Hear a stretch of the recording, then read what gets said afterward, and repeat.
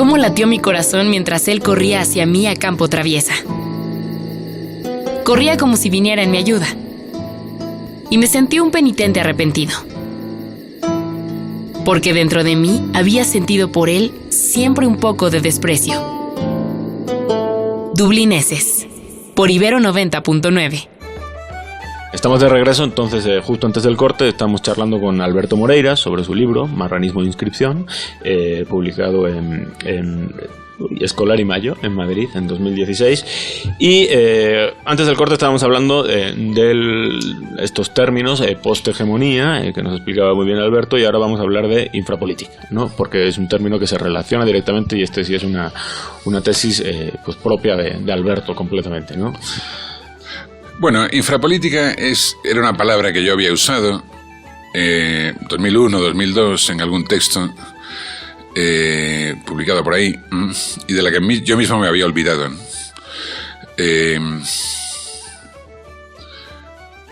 Como posthegemonía. Uh-huh. Es solo en el 2010, cuando yo regreso de Escocia, y se hace necesario inventar un nuevo proyecto político teórico en el campo profesional en Estados Unidos, por lo menos para no aburrirnos terminalmente, que empezamos a poner otra vez en circulación estos dos términos, infrapolítica y posthegemonía. Creamos grupos de trabajo, creamos proyectos de investigación, creamos blogs y grupos de Facebook, etcétera, ¿no? Y empezamos a hacer una especie de trabajo sistemático sobre ambos, ¿no? Y este ha sido el trabajo de los últimos, yo diría que los últimos 3 años, el trabajo sostenido de un grupo de unas 25 personas que tratan de pensar las implicaciones de ambas conceptualizaciones. Conceptualizaciones les llamo y no conceptos, porque yo creo que la infrapolítica no trata de ser un concepto, sino que es más bien una especie de práctica existencial, de ejercicio en el sentido etimológico de la palabra, que tiene que ver con extraer del secreto, extraer del silencio, ¿no? La infrapolítica es un intento de pensar lo que yace debajo de la política, lo que está por debajo de la política, de cualquier estructuración política del mundo. La política, pensamos, no es el último horizonte de pensamiento, y tampoco es el primer horizonte de pensamiento. Hay algo previo a la política que, sin embargo, condiciona la política. Entonces, tratar de identificar ese espacio, lo que es previo a la política y que condiciona radicalmente la política, es el intento del grupo de investigación sobre infrapolítica. Y va a ser el campo de investigación que va a marcar nuestros libros en los próximos 10 años, diría yo, por lo menos.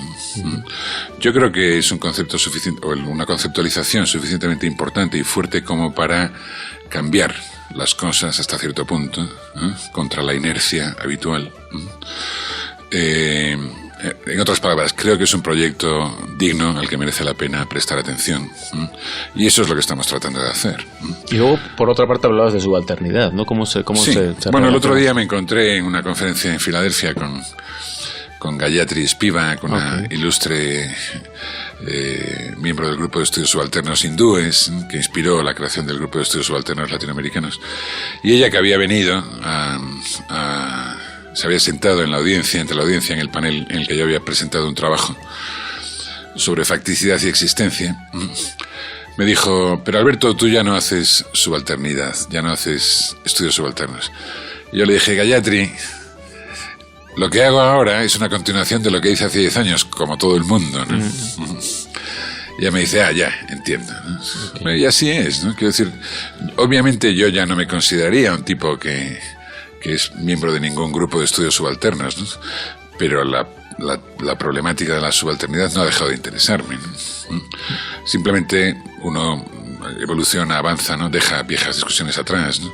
Y yo creo que, en cierto sentido, el proyecto de infrapolítica posthegemónica o de posthegemonía infrapolítica sigue siendo un proyecto vinculado a una consideración suficientemente intensa de la noción de subalternidad.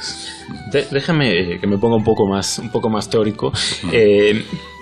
me parece curioso, o sea, que los términos, o sea, hegemonía o posthegemonía, política o infrapolítica y subalternidad vengan de distintos, o sea, tengan origen en distintos pensadores, ¿no? Pienso en infrapolítica, quizá la estirpe podría ser Smith, ¿no? Con aquella diferencia entre político y política y todo este asunto. Por otro lado, subalternidad y hegemonía son términos gramscianos, y pues el pensamiento de Alberto Moreiras es básicamente deconstructivo, que es una operación pues derridiana, podríamos decir. ¿Cómo se articula esta pues, Macedonia, ¿no? Sí, bueno, claro, eso tiene que ver con formación intelectual, porque la formación intelectual nunca se produce a partir de un único maestro, digamos, o una única sacralización del libro, ¿no? Sino que hay varias influencias que tienen a converger o no, según le vaya a uno en la vida, ¿no?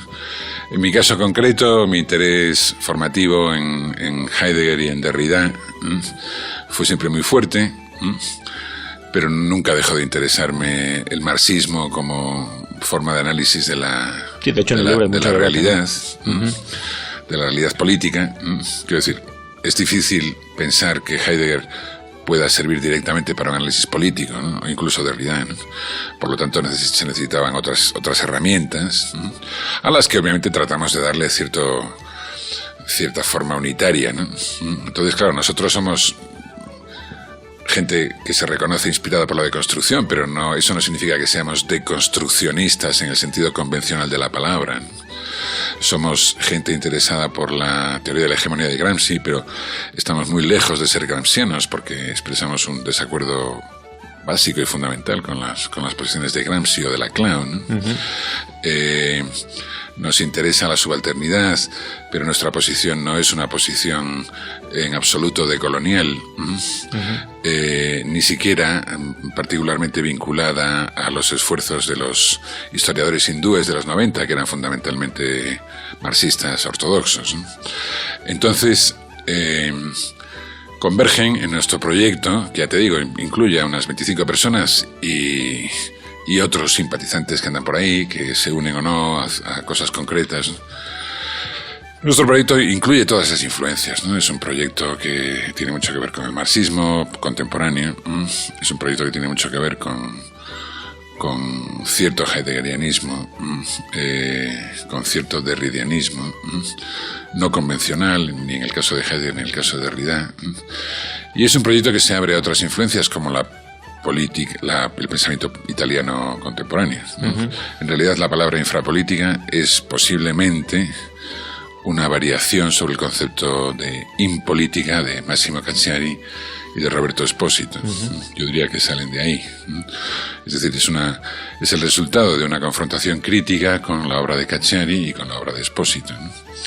Preferimos infrapolítica a impolítica, por razones que serían muy largas de explicar, pero que, en fin, están explicadas en libros y en artículos por ahí, ¿no?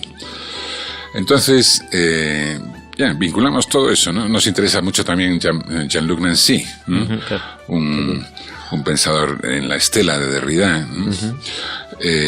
Y hay otras influencias de las que todavía no hemos tenido oportunidad de hablar, pero que forman parte de nuestra formación y de nuestro proyecto, es decir, de nuestro interés, ¿no? Por ejemplo, nos interesa mucho Spinoza, nos interesa mucho el pensamiento de los moralistas barrocos, tanto españoles, Gracián, como franceses, Pascal, La Rochefoucauld, Chamfort, etc. Nos interesa mucho ciertas figuras de la escritura francesa contemporánea, como Pascal Quignard, al que consideramos un escritor infrapolítico. Sí, por ahí quería yo hacerte otra pregunta. O sea, todo esto, porque me parece muy importante, porque los estudiosos de la literatura normalmente tendemos a clausurarnos, y en cambio este tipo quiero decir, en la disciplina, ¿no? Y este tipo de enfoque lo que hace es abrirlo muchísimo, ¿no? Pero claro, cualquier literato ortodoxo te preguntaría, bueno, ¿y todo esto cómo se aterriza en el análisis de la literatura? Ya. Bueno, no sé, yo acabo de enseñar un seminario sobre la novela picaresca española, ¿no? Okay. Y te puedo decir con toda certeza, porque acabo de terminar el seminario, que mi análisis de la picaresca es un análisis totalmente influido por estas múltiples referencias que acabo de indicarte, y que nunca han entrado en la cabeza de ningún filólogo dedicado a la explicación de la picaresca, ¿no? Bueno, eso es lo que es divertido, claro. Para eso vivimos, ¿no? Para divertirnos un poco, para encontrar algo más que aburrimiento en el estudio, ¿no? Leer a Estebanillo González desde Pascal Quiñard puede ser un shock para algún miembro de la Academia Española, ¿no? de la Real Academia, digo, ¿no? Pero para nosotros se ha convertido en lo que hay que hacer, ¿no? Y lo hacemos. Seguimos, por lo tanto, con un interés fuerte en el archivo hispánico, pero para nosotros el archivo hispánico no constituye ninguna frontera, ¿no? De ninguna forma es una frontera, sino que en todo caso es lo que tú dices, ¿no? Una forma de abrirse a otras lenguas y a otros planteamientos.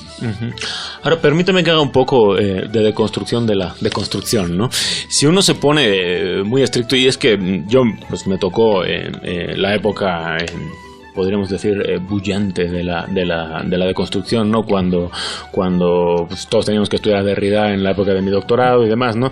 A mí eso me llevó como a hacer un giro altuseriano y de ahí irme a otro tipo de escritores, que son los que trabajo yo ahora, en la escuela de Frankfurt y tal y cual, ¿no? A ver, como si lo puedo elaborar. Derrida siento que es muy heredero de Heidegger, ¿no? Y tú también lo reconoces en tus propios escritos. Esto tiene que ver con una apropiación del pensamiento francés de Heidegger, que podríamos quizás sociológicamente explicar para justificar su resistencia al nazismo, hablando de alguien que en cierto sentido colaboró, no sé, como les pasa mucho como pasó mucho con los franceses, que la gran mayoría fueron colaboracionistas. Y no sé si en el heideggerianismo hay como una especie de delirio subjetivante, ¿no? Y finalmente la deconstrucción como heredera no deja de ser algo que es una crítica a la noción de sujeto muy necesaria, pero que descuida el momento objetivo del hombre, ¿no?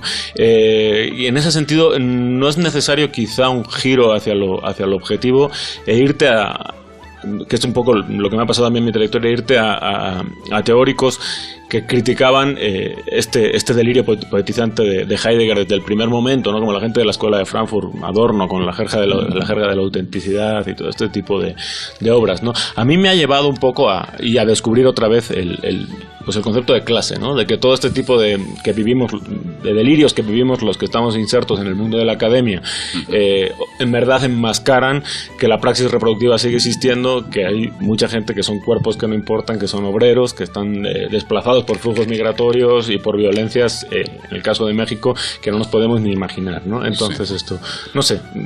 Bueno, la crítica de la economía política sigue siendo esencial y obviamente informa nuestro trabajo, como yo te decía, ¿no? Desde el marxismo, desde un marxismo puesto al día, desde un marxismo sometido a crítica fuerte, por cierto, ¿no? Pero digamos, retenemos de él la necesidad de entender el mundo en el que vivimos desde el punto de vista de los fenómenos infraestructurales tales como la economía política, ¿no? Y de hacer nuestro análisis político, en la medida en que el análisis político también pertenece a nuestra tarea, desde ahí, siendo conscientes de todo ello, ¿no? Entonces, sin duda tienes razón. Yo no sé ya lo que significa objetivo y subjetivo, porque son dos conceptos que se caen en cuanto atacas uno de ellos, ¿no? Y si para nosotros la noción de sujeto ha dejado de ser productiva, pues la noción de objeto ha dejado de ser productiva también, ¿no? Entonces yo no utilizaría la palabra objetivo, ¿no? Uh-huh. Pero del Heidegger yo no hablaría de apropiación. Tú usaste la palabra apropiación. Yo no creo que en Derrida haya ninguna apropiación de Heidegger. Hay simplemente una lectura de Heidegger. Uh-huh. Igual que en nosotros hay una lectura de Heidegger y de Derrida. Uh-huh. Heidegger fue un nazi, sin duda. Uh-huh.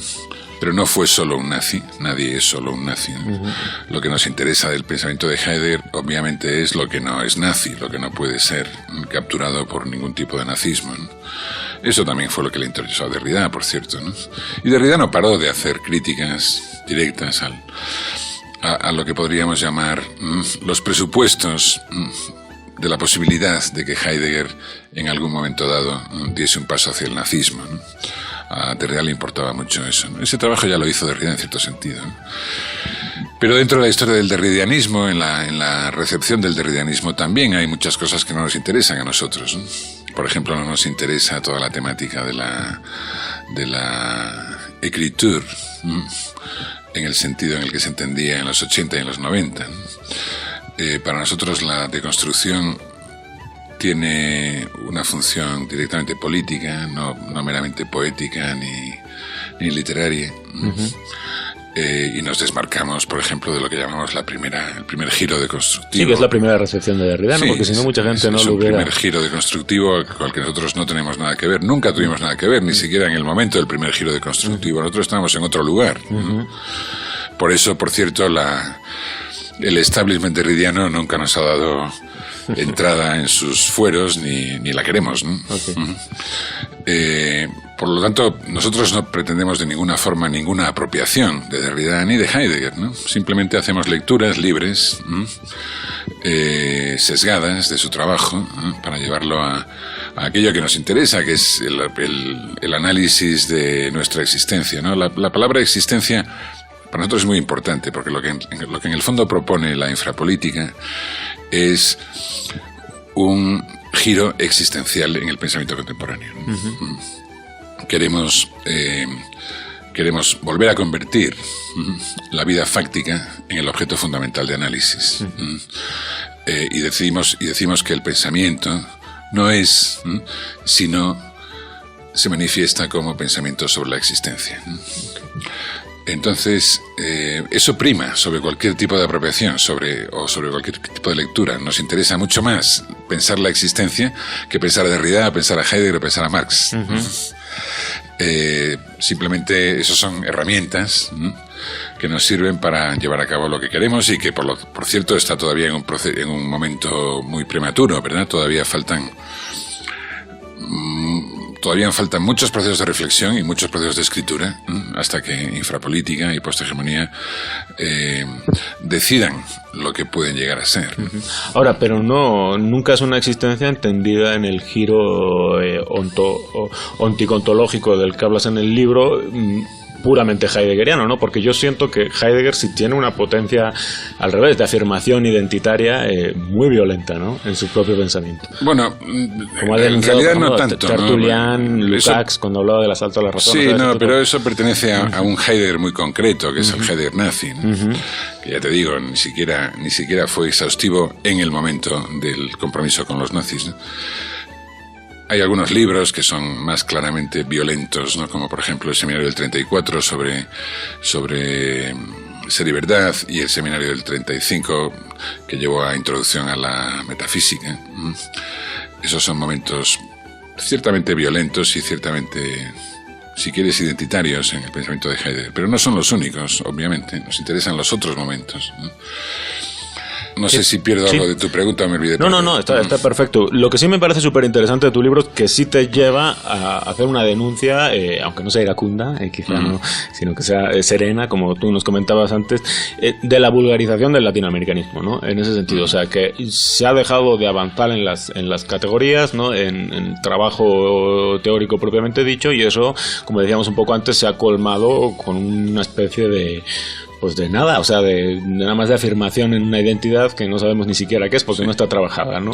Sí, yo utilicé mucho la palabra latinoamericanismo. De hecho, uno de mis libros la teoriza la noción de latinoamericanismo, pide un latinoamericanismo de segundo orden, es decir, un latinoamericanismo deconstructivo, ¿no?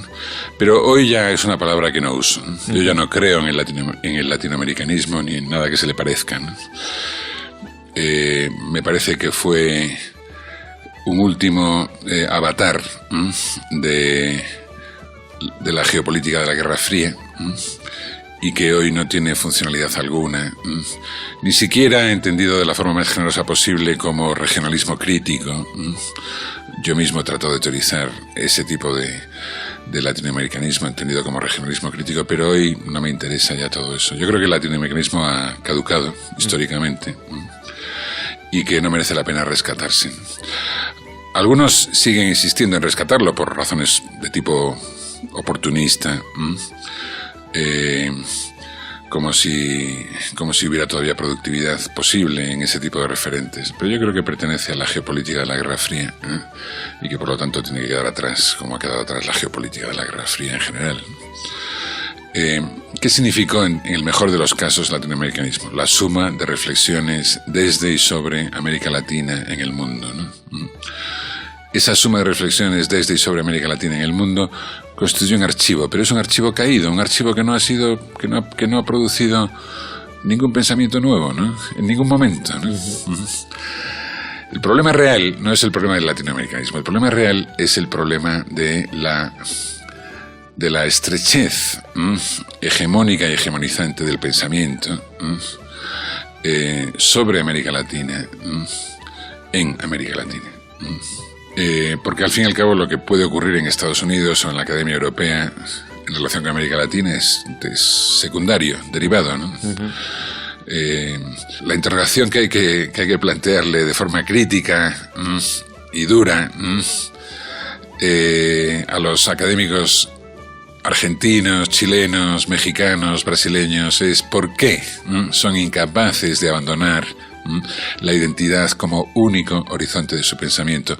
¿Hasta cuándo vamos a seguir con la peste identitaria como única formulación plausible dentro del pensamiento latinoamericano? No es hora ya de pasar a otra cosa. ¿Qué ha hecho el pensamiento de la identidad por nosotros? Si es que ha hecho algo. Bueno, lo que hay es una clara reconducción de niveles afectivos en el problema de la identidad, claro, sí. Y funciona muy bien porque enseguida activa pues, ciertas cosas que todos deberíamos de criticar en primer lugar en nosotros mismos, ¿no? Sí, pero yo creo que es hora ya de dejar atrás el proceso de formación de la nación, construcción de la nación, que de ahí salen, de aquellos barros salen estos lodos, digamos, ¿no? La identidad era importante porque había que construir una identidad argentina, o una identidad peruana, o una identidad boliviana, aunque siempre fueron formaciones ideológicas notoriamente tocadas del ala, tenían una funcionalidad política que hoy han perdido.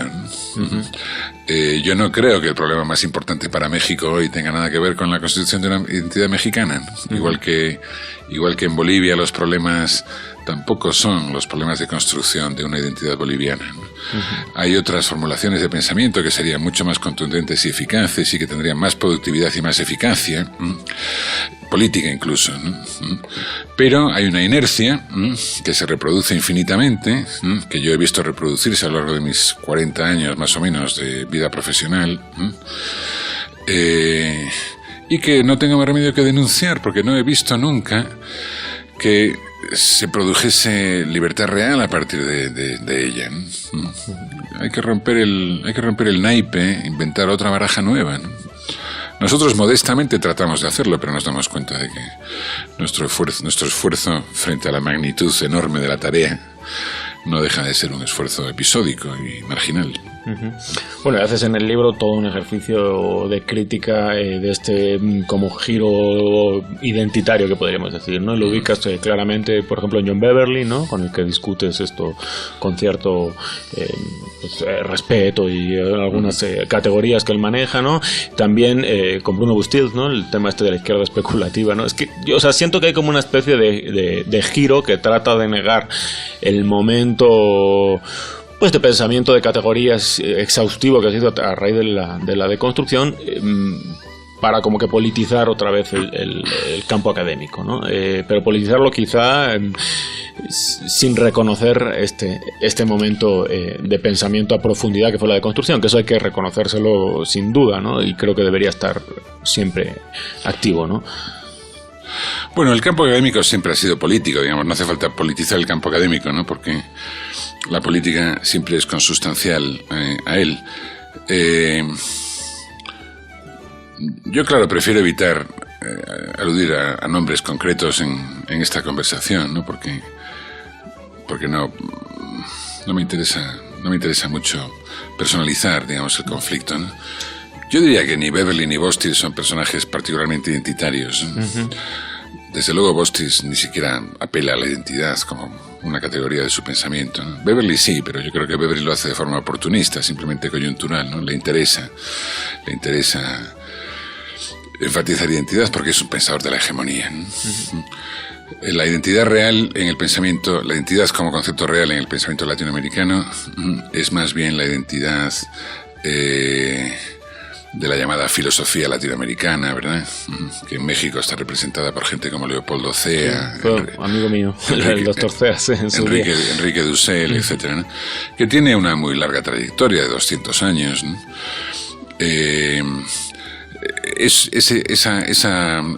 Esa ancestralidad identitaria latinoamericana. Bueno, que venía de Gauss un poco, Cea, que es interesante. O sea, el lugar de pensamiento es desubicado. Ahí. Gauss también se pliega a ella de forma oportunista, simplemente porque está en México y piensa que ahí es donde puede tener incidencia su pensamiento, ¿no? Hay mucho oportunismo en el pensamiento de la identidad por todas partes, ¿no?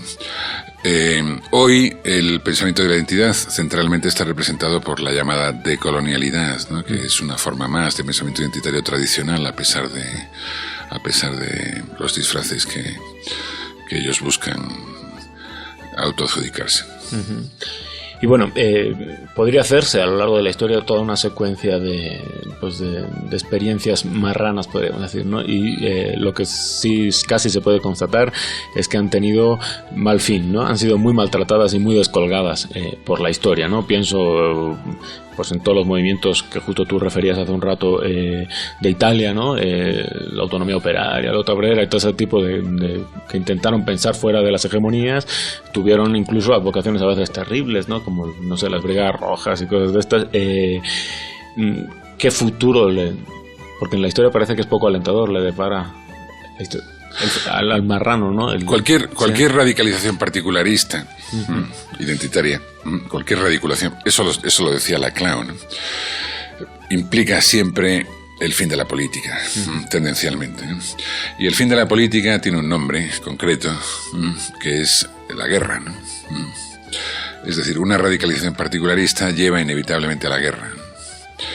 Esa es una de las razones por las que el pensamiento identitario es siempre improductivo, ¿no? Porque su horizonte final es la guerra contra el otro. La identidad es siempre una identidad conflictiva con la no identidad.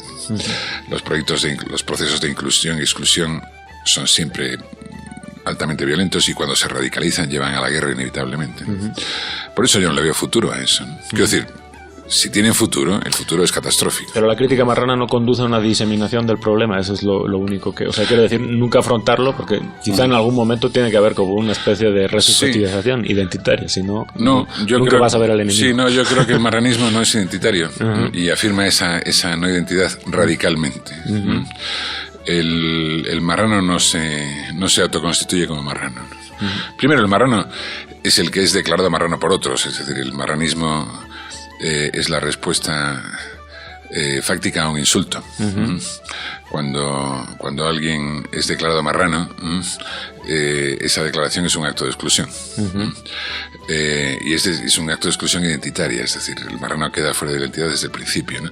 Y no se reconstituye como identidad, puesto que si lo hiciera se traicionaría a sí mismo y dejaría de ser marrano. Eso nos importa mucho, esa extraña frontera del pensamiento en el que no hay retorno, ¿verdad? No hay retorno y por lo tanto no hay reconstitución identitaria de ninguna clase, ¿no? Dejamos eso abierto como problema para el pensamiento, lógicamente, ¿no? Pues muchísimas gracias, Alberto, ha sido una conversación maravillosa y te esperamos por aquí cada vez que vengas a México. Muchas gracias a ti, Joseba, y a vosotros. Muy bien, nos escuchamos. Corley se detuvo bajo el primer faro y miró torvamente hacia el frente. Luego, con un gesto grave, extendió una mano hacia la luz y, sonriendo, la abrió para que la contemplara su discípulo. Una monedita de oro brillaba sobre la palma. Dublineses, por Ibero 90.9.